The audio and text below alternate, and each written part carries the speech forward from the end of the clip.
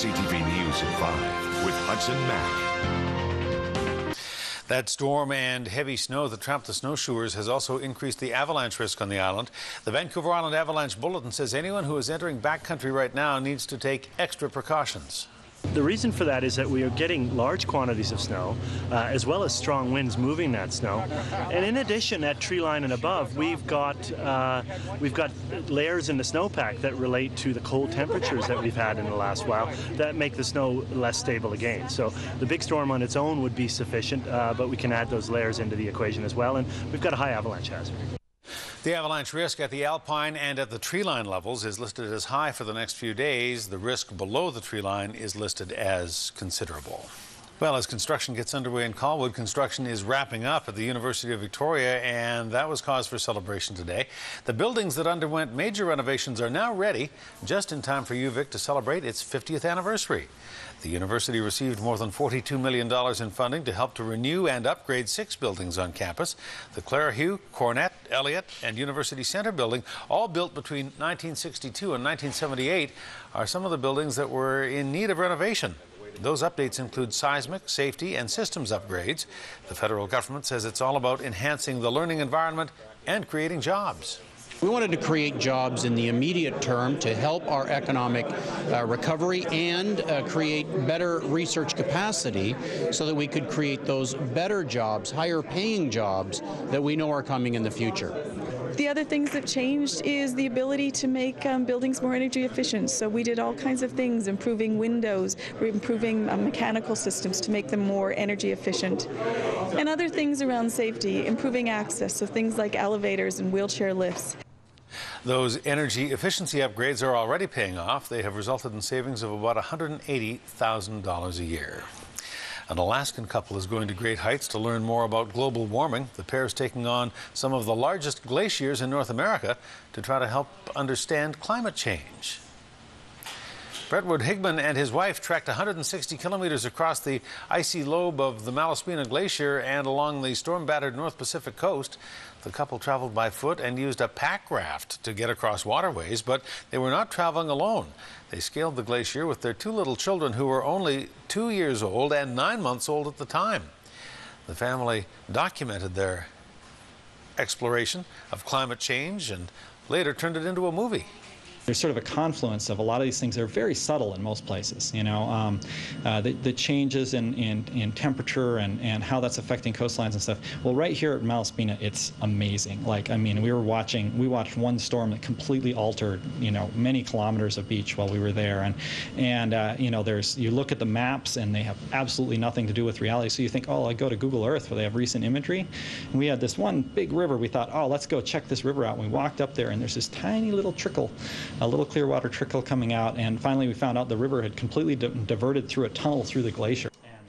Higman will be sharing his stories about his discoveries in global warming at UVic and at Robinson's Outdoor Store on Tuesday and Wednesday this week. If you'd like to find out more, you can get information at the website groundtruthtrekking.org. Well, it's not just bikes getting stolen around here. Victoria Police are calling this a one-woman shoplifting spree. After a rash of thefts in the capital region, Vic PD was called to the Bay Centre Tuesday after a woman was seen cutting security tags off clothing items and taking them with her. Officers caught up with the thief, a 35-year-old woman who's accused in the case, in the 700 block Blanchard Street, and they promptly put her under arrest. As the officers continued to investigate, they quickly realized the suspect had stolen a large amount of clothing and other items from around the city.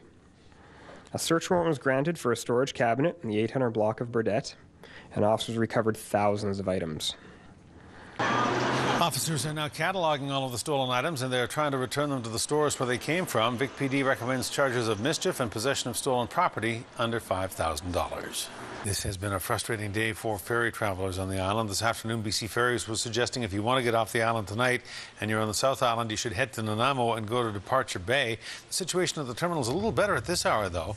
But there was a flood of passengers trying to get off the island today. Many from the South Island. Swartz Bay overwhelmed with traffic after the majority of the sailings from that terminal were cancelled during the big windstorm yesterday. We actually had 130 sailing cancellations on 12 of our 25 routes, so it was quite a major storm that did have a great impact on BC Ferries.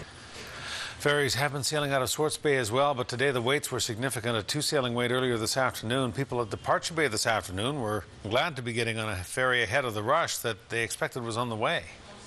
Worried about tomorrow. I had to look at the forecast. That's where we're going today. Yeah, I did have a concern today. I tried to come over here Wednesday last week. I tried to come over here Friday last week.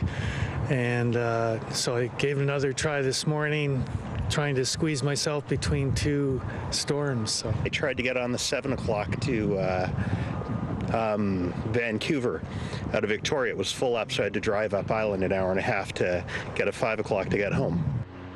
There are still wind warnings in effect, but there has been no further disruption to the ferry's sailing schedule, and at last look, no waits at any of the major terminals.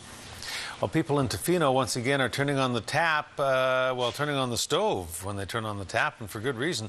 The community is under its second boil water advisory in the last month. Heavy rain on the west coast has increased the turbidity in the community water supply, and that has the district urging people in Tofino to boil their water for at least 2 minutes before using it. The advisory remains in effect until further notice. Search and rescue technicians from CFP Comox had a busy weekend coming to the rescue of a small plane that crashed near Williams Lake Sunday morning. 4 people were hurt when the plane went down. A search and rescue operation was launched after the Cessna 210 failed to make a routine radio check-in. A Buffalo aircraft crew found the downed plane in Big Creek Provincial Park, and SARTECs had to parachute in high winds to get to the crash site. It's still challenging. We had to track the ELT, the emergency locator transmitter. The weather was challenging. There was some turbulence, visibility with some snow showers. The aircraft was upside down. I think it was a white surface on a white surface, so it was quite challenging to see. But fortunately, the survivors were able to, they were obviously active participants, and we were able to see them waving at us, and we were able to spot them. They were actually in fairly stable condition. There was one gentleman who had possible spinal injuries, and he was already laid out in a survival tent. The second person had minor injuries, and the other two, as far as I could tell when we were on scene and asking questions, they were uninjured at that time. One person was seriously injured, the other 3 less severely hurt, all of them taken to the hospital in Williams Lake in stable condition. RCMP in the Comox Valley you can help them tonight as they try to track down a wanted man. He is Trevor Lane Jones, 43 years old, wanted on outstanding warrants, recently seen in the Comox Valley area. If you know Trevor Jones or have any knowledge of his whereabouts, you're asked to contact RCMP or Crime Stoppers.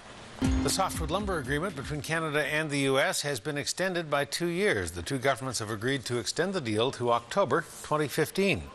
The BC Lumber Trade Council says the extension is a welcome one. The council notes that our softwood lumber exports to the U.S. have dropped significantly, and our lumber exporters are developing new markets in Asia, particularly China. But the council says the extension will help to provide a stable foundation for ongoing Canadian lumber trade with the Americans once that country's housing and lumber demand recovers.